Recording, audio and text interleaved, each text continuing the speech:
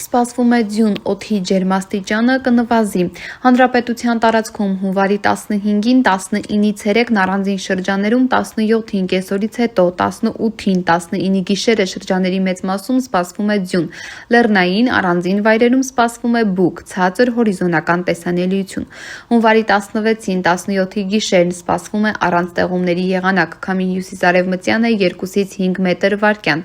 Օդի ջերմաստիճանը հունվարի 15-ից 16-ին աստիճանաբար կնվազի 6-ից 9 աստիճանով։ Առավոտյան ժամերին հանրապետության բոլոր ավտոճանապարհներին սպասվում է մերկասառույց։ Երևանում հունվարի 15-ի առավոտյան 17-ից 3-ը, 18-ից 19-ին սպասվում է ձյուն։ Հունվարի 16-ին 17-ի գիշերն սպասվում է առանց տեղումների եղանակ։